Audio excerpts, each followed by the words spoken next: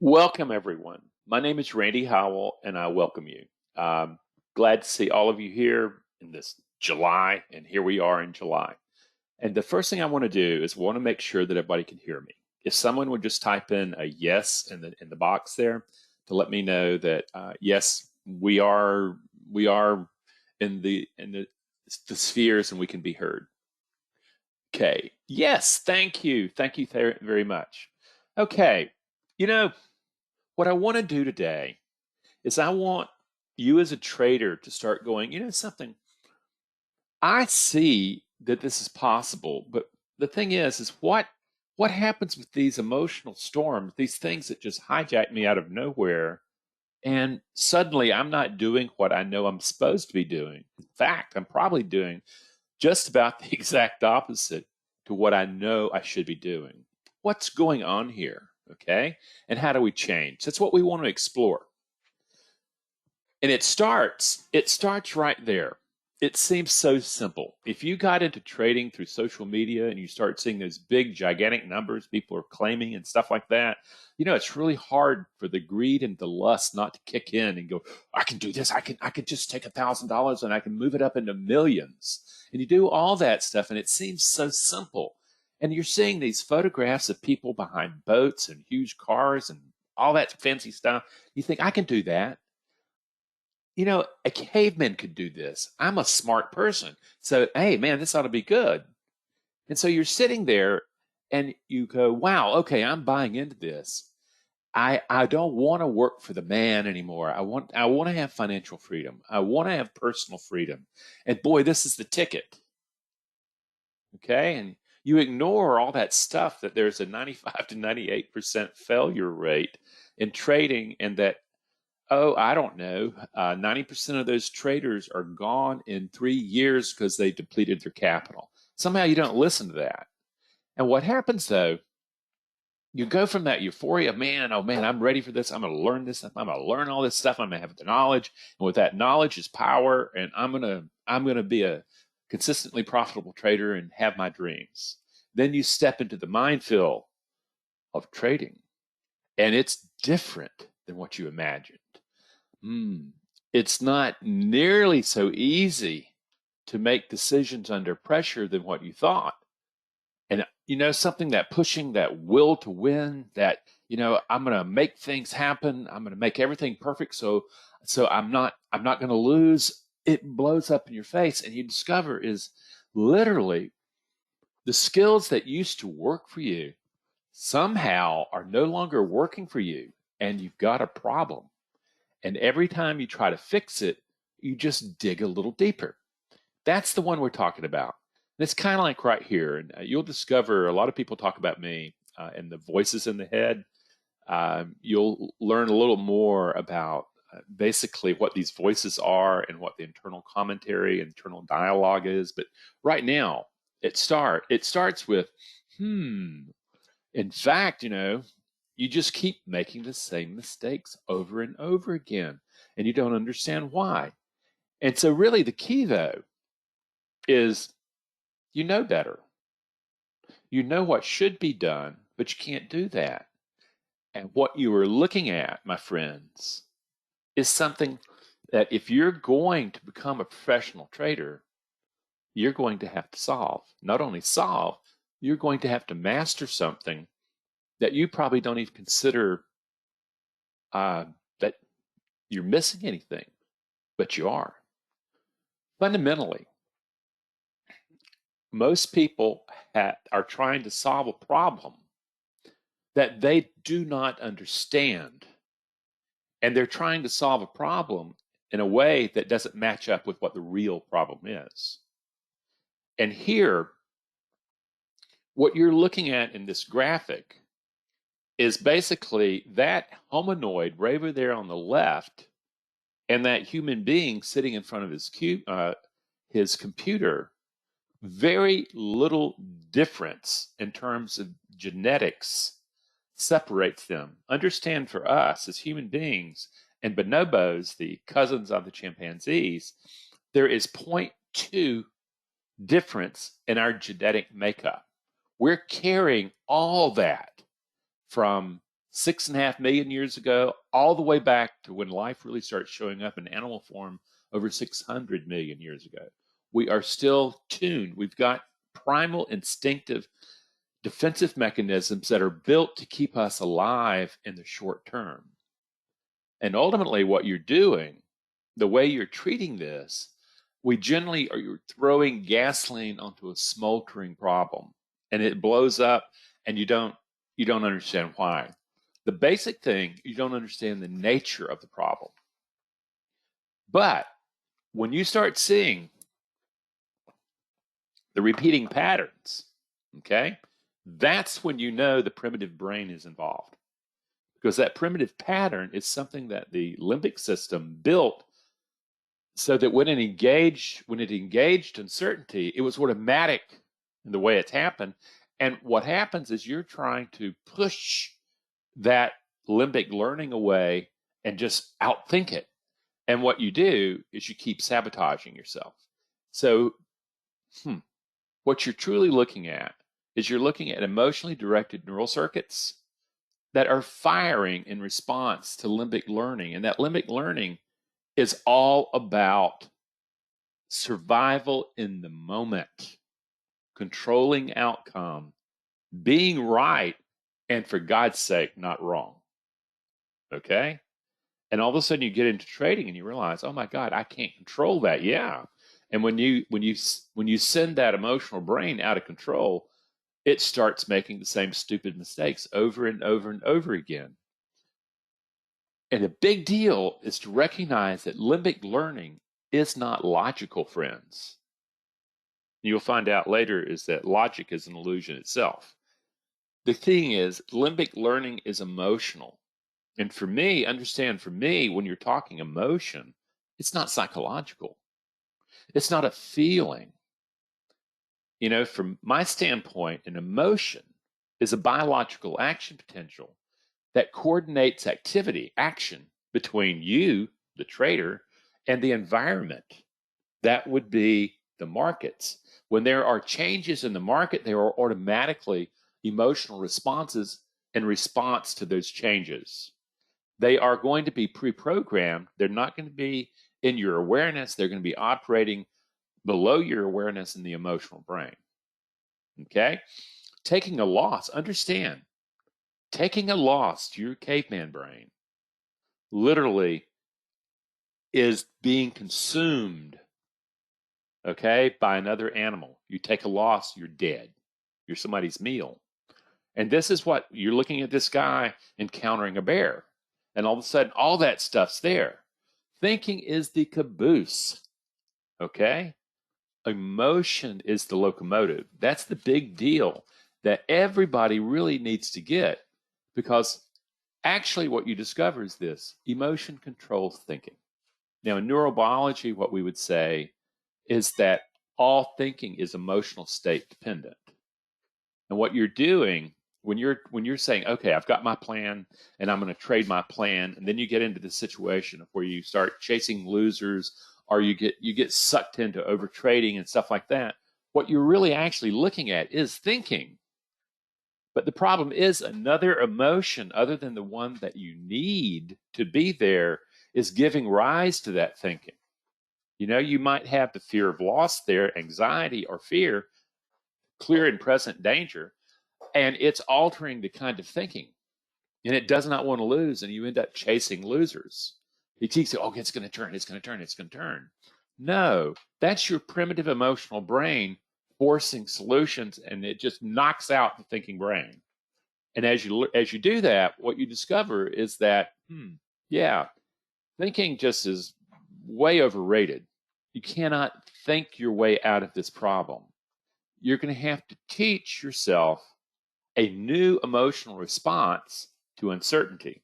And my promise to you, based on evolution, it will be unnatural, and that you will have to maintain it, okay? Because it's not what your body and brain were designed to do the first time by natural selection. But you have the ability of changing that. So we've gotten this far, and then you go, until you do that, you're going to be imprisoned, friend, by the emotional pattern that have been established by your emotional brain to uncertainty. And I'll give you a hint. When the brain engages uncertainty, the emotion that's associated with that uncertainty is fear. And out of fear can come aggression. So there's your overtrading and revenge trading and your fear of like taking losses, your fear of entry, all that stuff. But the thing is that thing is sitting there, and that's why you're not addressing this part of it. This is what has to be done. More willpower is not going to change the deal. It only, when you keep trying to use willpower against it under stress, the more ingrained pattern just simply fires heavier and heavier. So the mechanics of this adaptation existed long before thinking arrived as a possibility. You know, basically your thinking brain grew as a tumor out of the emotional brain. And consequently, there's lots of communication wires going into the thinking brain from the emotional brain, but there's kind of like two 19th century telegraph lines going from the thinking brain back into the emotional brain. To get out of those life patterns, out of those patterns responses to uncertainty, you're going to have to learn to change that. And understand, when your brain engages uncertainty, it feels vulnerability. Out of that vulnerability comes confusion. Out of that confusion comes the knee-jerk reaction called fight-flight. Okay? It doesn't matter what kind of plan you have at that particular time. You're never going to be executing that knowledge because you can't manage the emotions that give rise to the thinking and action that you're trying to do. That's where we're going, friends. Now, here's one of the biggest things you really, really need to learn is that you're not a rational being. Okay? You're actually an emotional being. And that emotional being will rationalize. The chance of reason showing up in the midst of conflict, in the midst of uncertainty, is pretty rare. You have to have a really well-trained brain. And the thing is what everybody is driven into trading by is, oh, I can make a lot of money. Okay? And probably, and that certainly sells a lot of beginners into this stuff. And it's something where certainly I have, I've profited from this myself. But the key, though, is to really recognize, oh my God, I'm not a rational being. I've been pretending I am. And the truth is, Rene Descartes was wrong. Spinoza was right. Rene Descartes said, I think, therefore I am. And Spinoza in the 16th century had basically already figured out that we are emotional beings. And here, we want to be able to say, you know something, I need to be able to manage the flesh, okay, in order for me to get a grip on the mind that trades, because my lust for money, my desire to make money, is in fact going to be a roadblock in the way to produce success in trading. So, have you ever thought, what's really wrong? The truth is, you bring a brain to trading that is just simply not up to the task. Understand what your brain evolved to do. It evolved to control environment. And what we would say is control outcome today. It evolved to be able to not lose. Again, not losing was deadly. Okay, it was consumption. And winning meant that you prevailed, lived another day. Okay, that was a big deal. Those were very powerful motivations. And it was a really great illusion for our caveman ancestors to believe, even though probably 95% of them died. What you're looking at is they had to believe they were in control. They had to do that.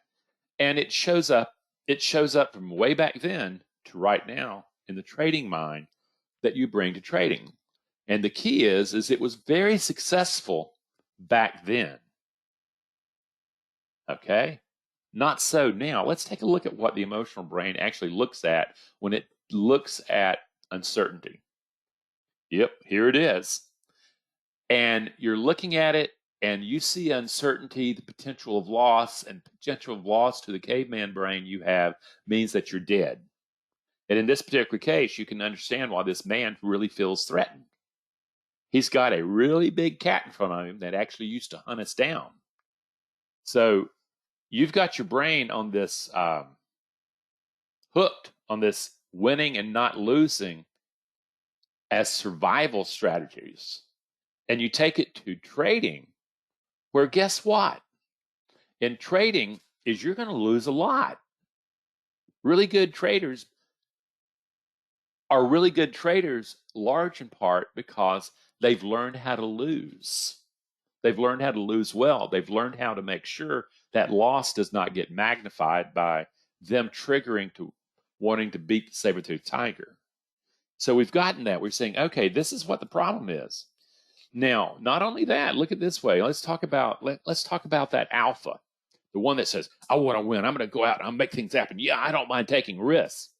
Well, this is what capturing food was like 30, 40,000 years ago. You're looking at a woolly mammoth, a huge mastodon, and you're looking at a group of people.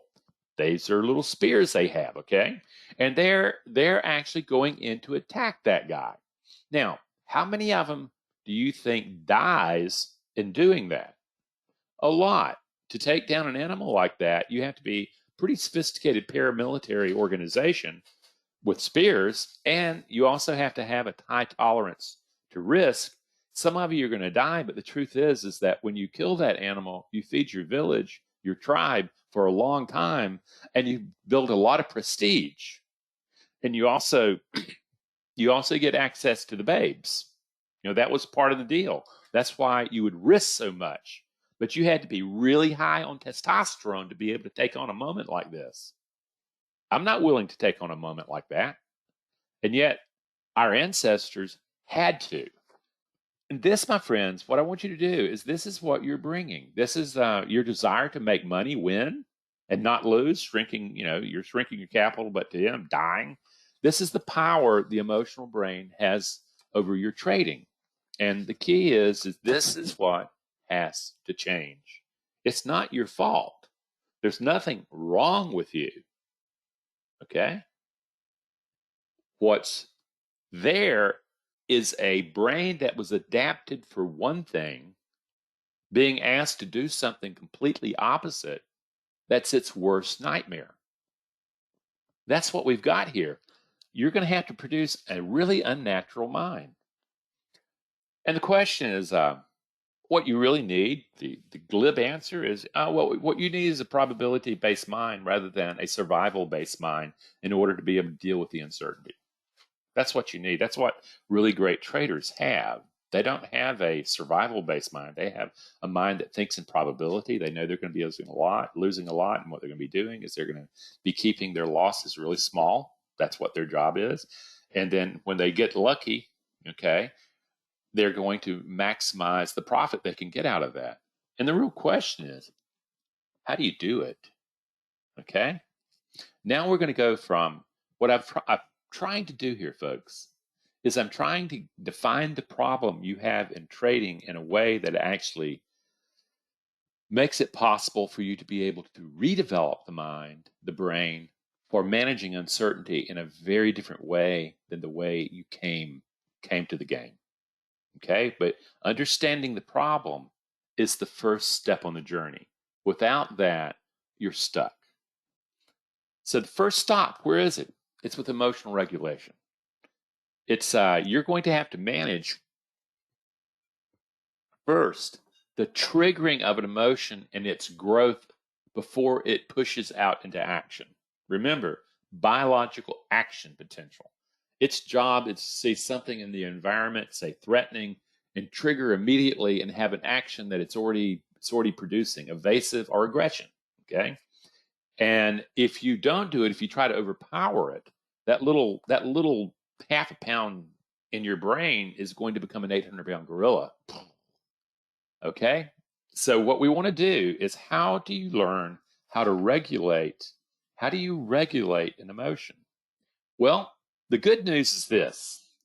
is the good news is that emotions are biological, okay? And because they're biological, they're going to have a biological signature. And one of those signatures is breathing, and one of those signatures is muscle tension. If you notice, if you're trading tomorrow, watch yourself. Get yourself a mirror. Better than that, get a video feed where you can literally watch yourself and watch yourself as you go into really where you commit capital to risk. You know, when you have that moment of where you're going, okay, yeah, it's confirmed. I've got all the confirmation I need. And what now? I need to place my order now. Okay, there. Or you're into trade and it's bouncing around. And all of a sudden what you notice is, boy, you're not breathing at all. Your muscles are tense all over the body, particularly your jaw, particularly your neck. Or you might be, that is emotional arousal, and it's triggering and it's revving up the emotion, getting it ready for action. What you want is to be as calm and cool while you're hunting as this leopard is right now. He's hunting. He's waiting for the forest to give an opportunity to him. You want that, and you want to translate it into a calm state of mind so that, you can actually begin to approach the mind. My promise to you is this, is emotional regulation is not going to change the game, because ultimately we have to get at the beliefs that are driving your performances. Not the ones you say you believe, but the ones that are revealed in your trading account. If you cannot emotionally regulate yourself, you're never going to get to the door of the mind. Okay? It's really that simple. But once you get things regulated, obviously our courses are really built on the first stage. It's to begin to teach you how to breathe with awareness in particular critical moments, teach you so that you stay relaxed. Understanding that that's not necessarily going to change performance, though we see it all the time. But the thing is that if you have a runaway emotion, you're never going to get to the door of the mind anyway. You get to the door of the mind, this is what you realize is this: when you start developing observation or mindfulness, you discover that you and your thoughts are not the same. There's a lot of thoughts running around in your head that are trash, though, and they need to be dumped out. They need to be challenged, and you need to realize, what you are is simply one organization of your potential. And you're beginning to see this stuff is that in quantum mechanics, there is an axiom that basically concludes that there is no such thing as mass or energy. That's illusion, as Einstein told us. However, the reality exists as potential, and it's the observer of that potential that gives shape. And what we desperately need to do in trading, if you're going to become a consistently profitable trader, is we have to change the observer you are of uncertainty.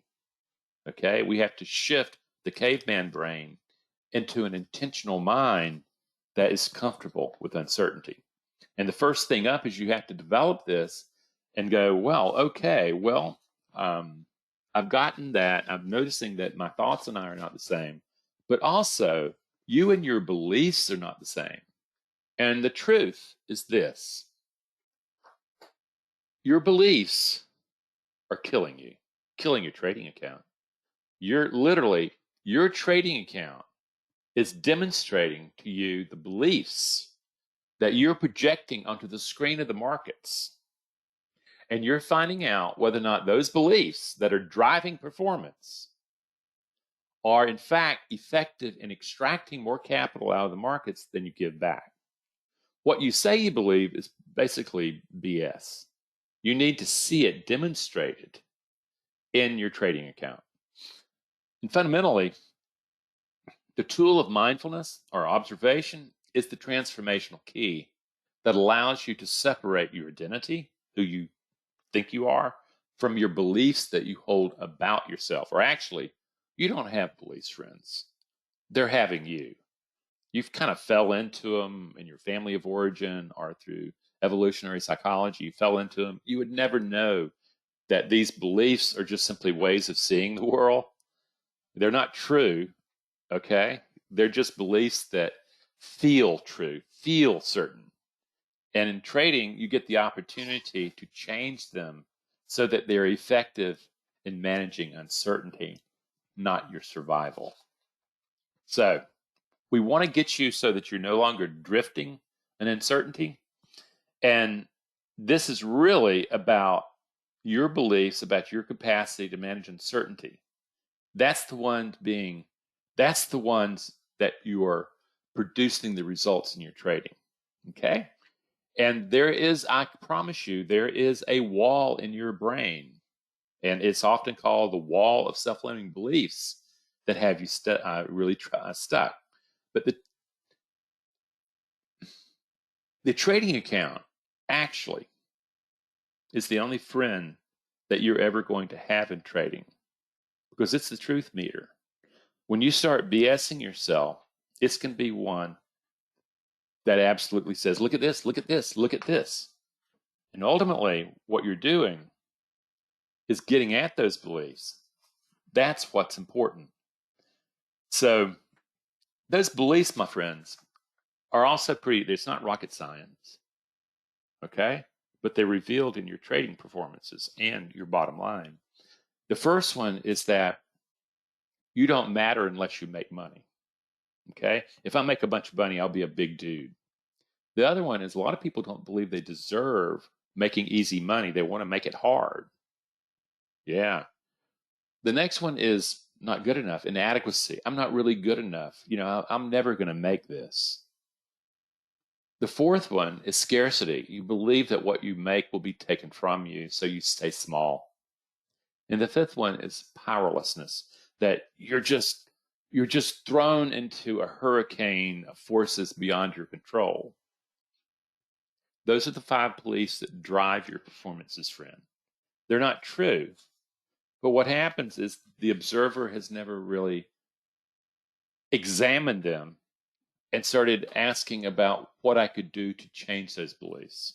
And those beliefs come out of your evolutionary psychology, and they come out of your family of origins and of the circumstances of things that have happened to you. And then the really big thing happens is that in my line of work, I call the brain a community of rival programs, or the hood, okay?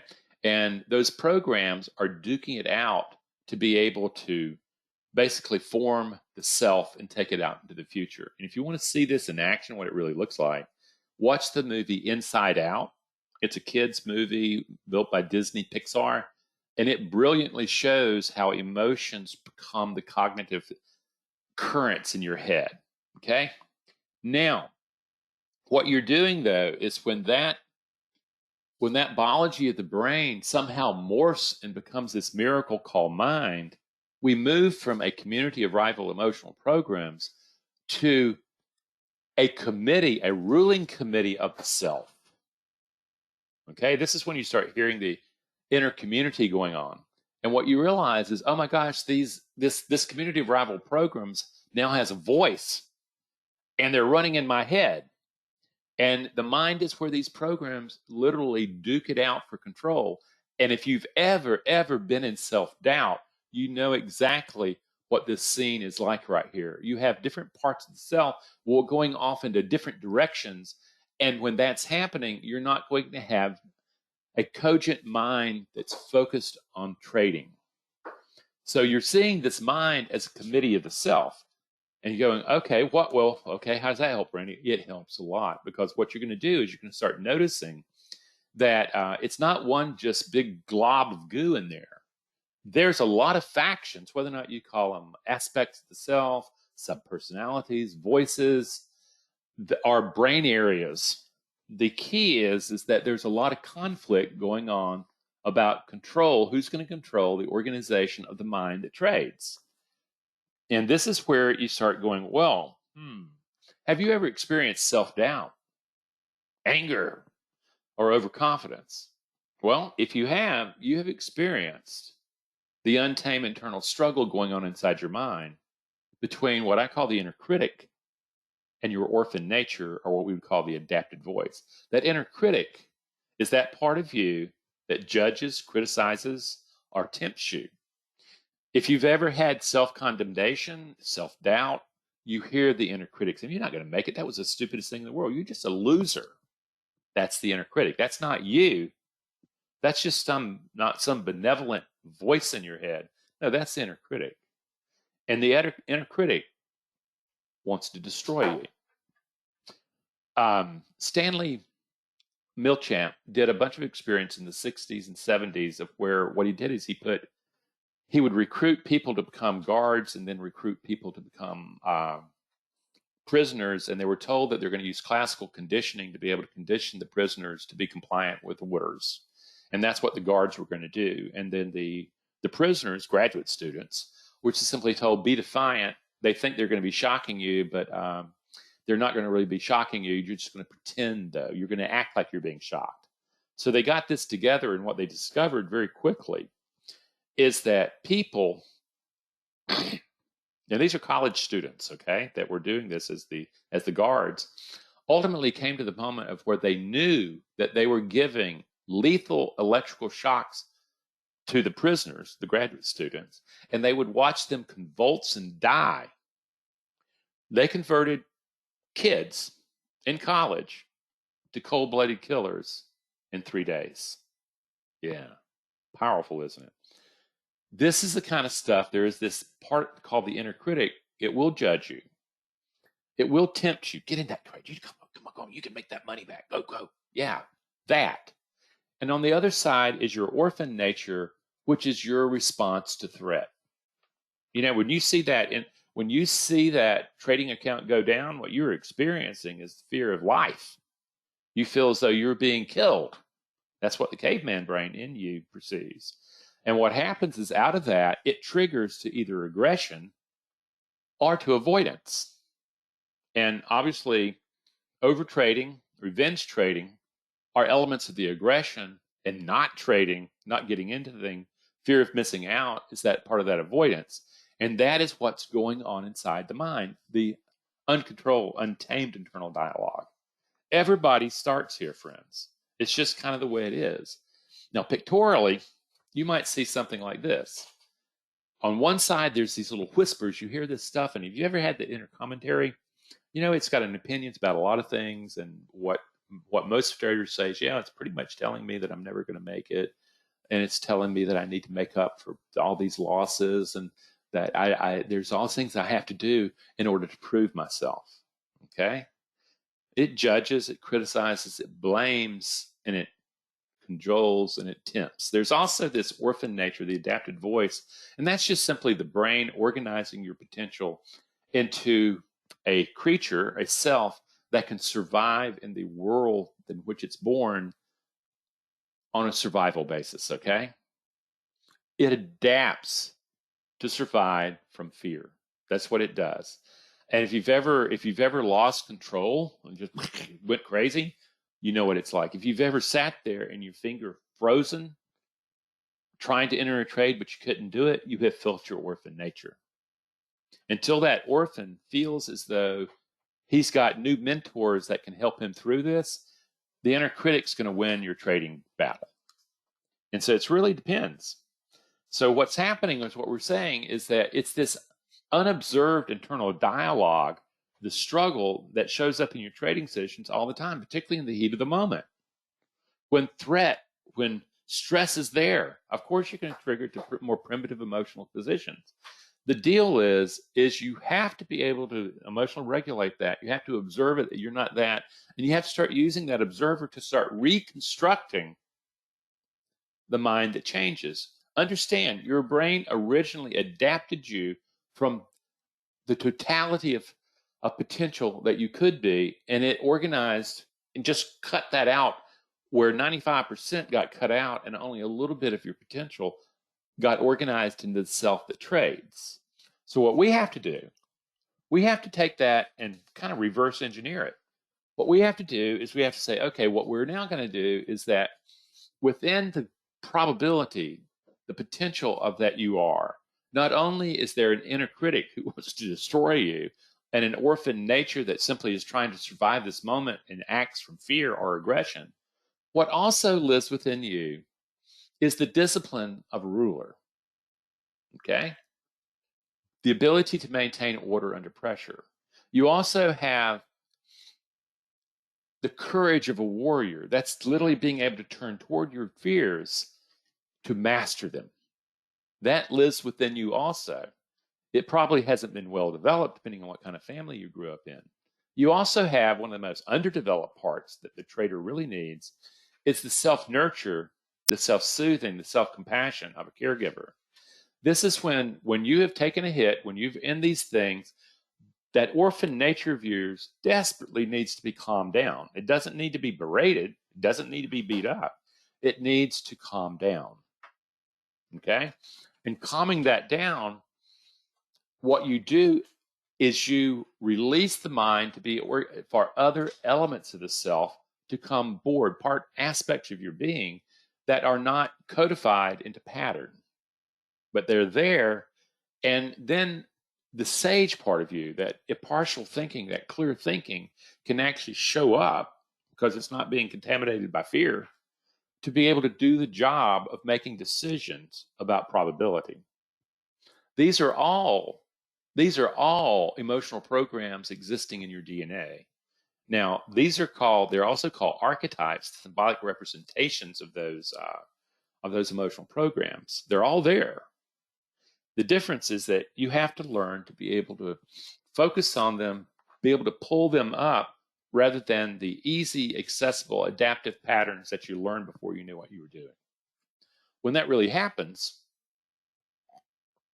something really crazy happens as you start discovering that it's very different. And I'm going to use here a scene from Lord of the Rings. Is what you discover, one of the best archetypal movies ever presented.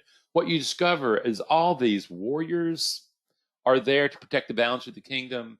There is a ruler there claiming his throne. There is an innocent there to actually deal with the evil that exists in that area.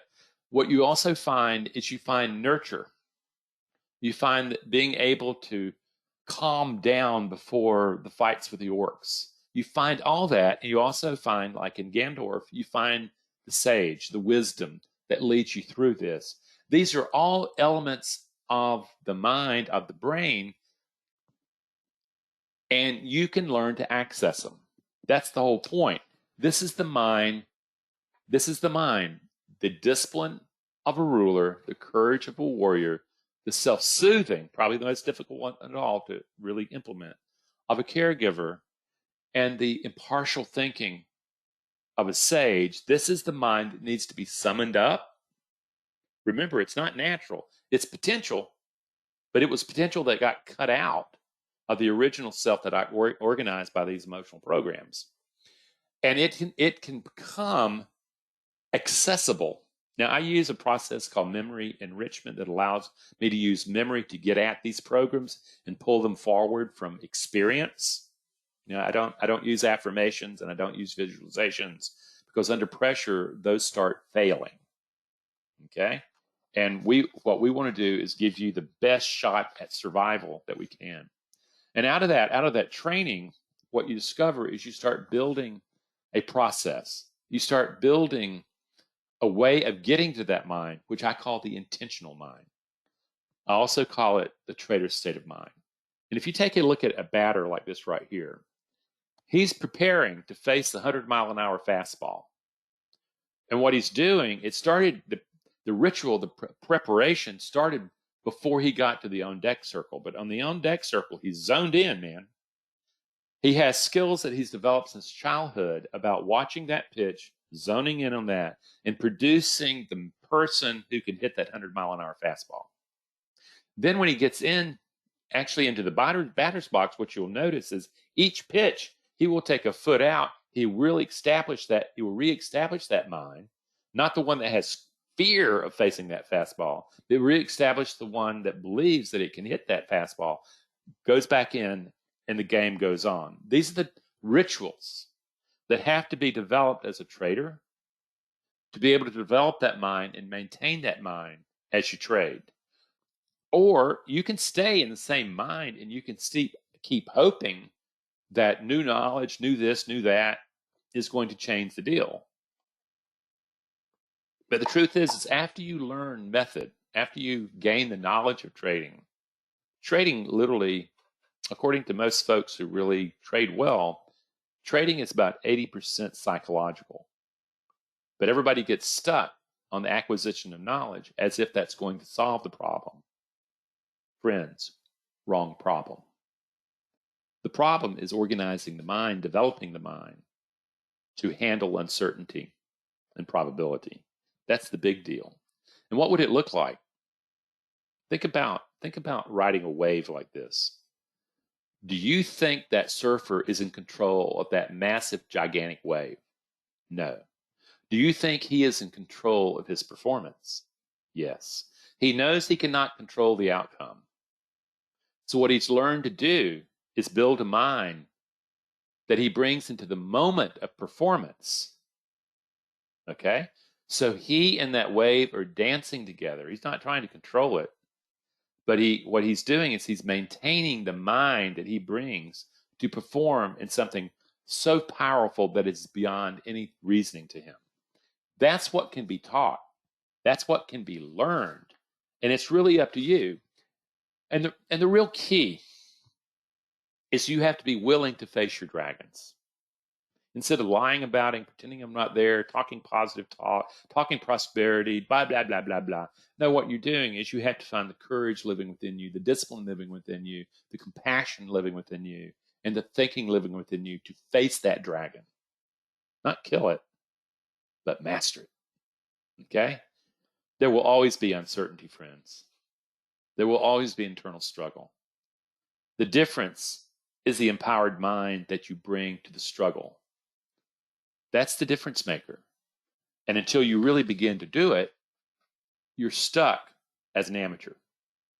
Okay? Because it's just like if you've ever gotten to a poker game with a professional poker player, you realize he's not gambling. And most likely, because you're playing him, you are. It's the same thing in trading. Is really good traders are not gambling. They're managing probability really well, and they're managing themselves so they can manage probability. That's the deal, friends. That's the deal. And when it comes down to it, it's kind of like back to what this guy Victor said.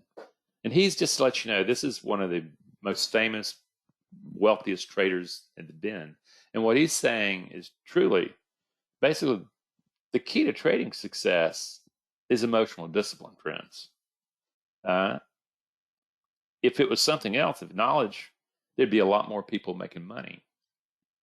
And yet, there you go. It's emotional discipline. You truly have to become the designer of the mind that engages uncertainty rather than its adaptation. If you make this leap, and that's why few actually make it. So you have to make a transition from the survival brain that you bring to the game to the probability mindset that you have to have.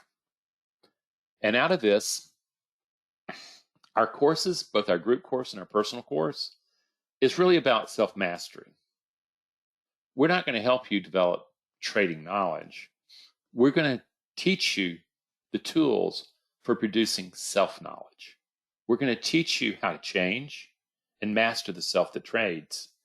So what most people find is these skills generalize to other areas, okay? And most people get into this work and realize, oh my God, Randy, this is changing my life in a lot of different areas. Yes, it is. Yes, it is. That's the power of it. And it's kind of like, who would have thought that trading would become an avenue of self-development? Well, it is. And within that, what I hope you've learned is what it takes, what it's going to take, and that you really have to become the change that you're looking for in your trading. How do you do that? Ultimately, gosh, get a hold of all our free stuff.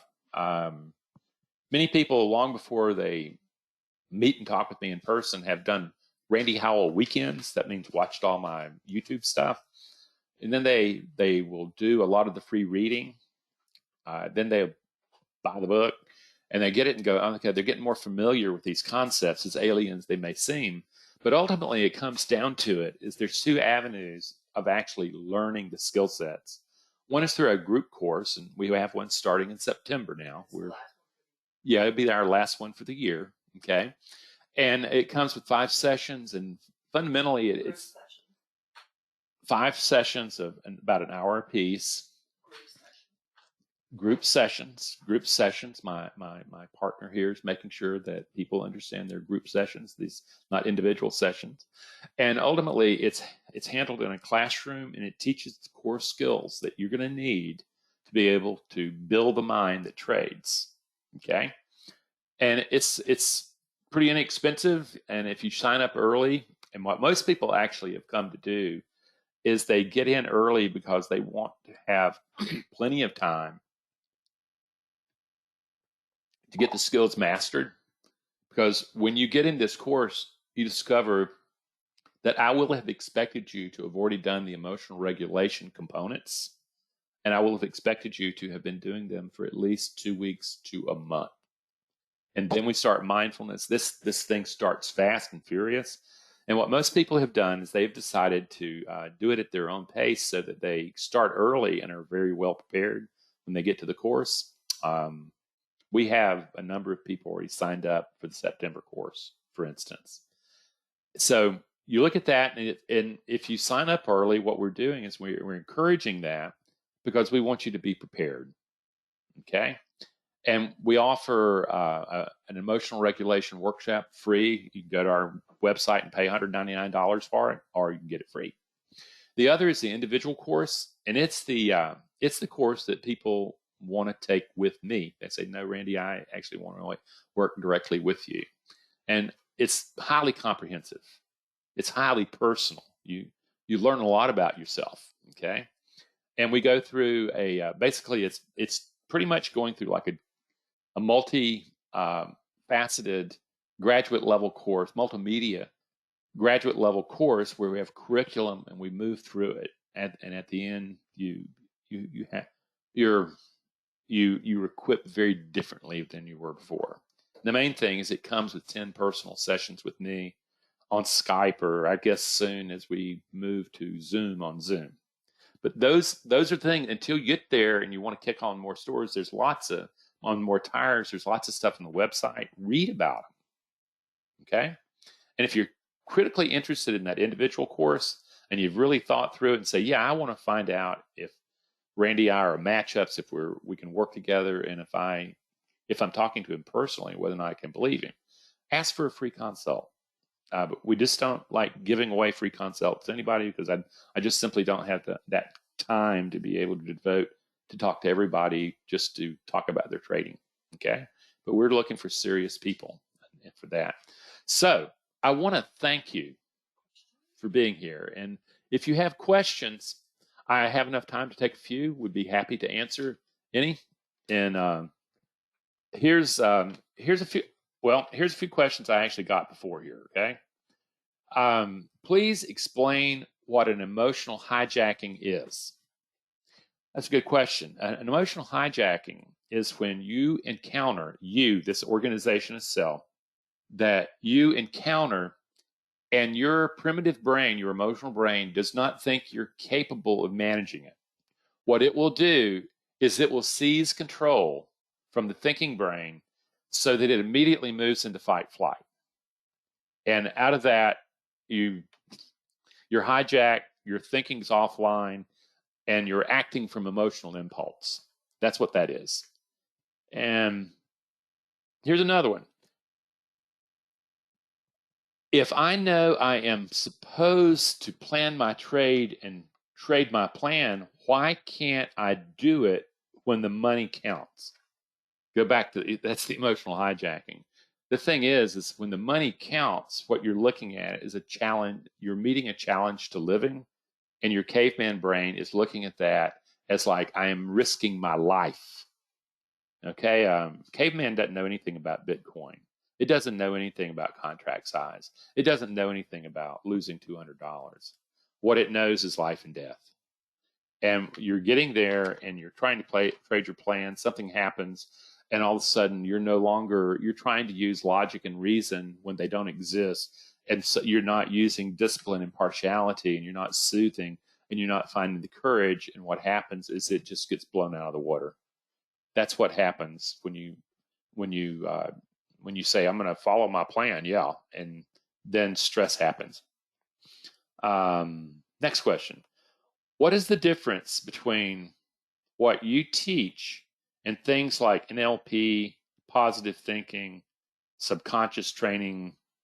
Yeah, that's really an interesting question. The major difference is that there is a belief that you can control things outside of the self. And what I'm saying is that you have an enormous opportunity to turn toward the darkness living within you, toward your demons, toward your dragons. And it is those that have to be mastered, internally, okay? And that is the main thing, is that you have to internally master this. Okay, here's a question. When I take a loss, what happened? Hold on a second. When I take a loss, when I need a trader's morale boost, I will review your DSM, videos and even other trading and related videos and publications. Is this a proper route to take? Oh yeah, man, everybody does that. Take on or using to hide from the cold, cruel world of trading. No, you're doing exactly what you should be doing. Is that a lot of people have the group course and the individual course come to these these webinars, just to kind of like stay in the loop and keep this mind thinking in this line. And the group course, you're allowed access to the group course forever. You go in and you keep practicing. You need to keep practicing, particularly when you fall down and you start going, well, I need to look at what the belief that's driving my orphan nature at that moment and heal it. Okay. What is the cost of the individual course? Right at $4,000, a few bucks less than that. And it's for people who are dead serious about it and realize that that they've lost a lot more than that by not learning the skills there. Okay. And now what we also do, though, is we can break that payment into 3 payments over a period of basically 2 months. I used to think it was 3 months, but my accountant wife was able to explain to me that actually it's 60 days. You make a payment, a month later you make a payment, a month later you make a payment. But it spreads the cost out, and a lot of people end up doing that because it just helps their cash flow a lot and keeps ahead of the game. And I'm happy to do it. I don't really care which way or the other. Oh, the cost of the group course is a tad below $1,200, and it also can be broken down into 5 payments, so it makes it very affordable. And they're paid over a period of 10 weeks. So again, what we're doing is we're doing everything we can to cost ourselves reasonably and so that we make it affordable. And what we discover is we really don't want people looking for discounts. They're still looking for the Holy Grail. And they need to learn that the Holy Grail just simply doesn't exist. It exists as potential living within you.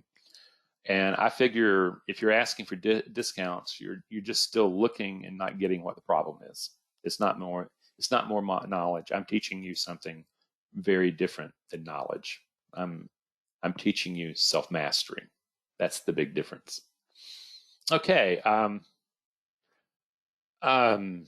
One last question. This was actually an interesting one.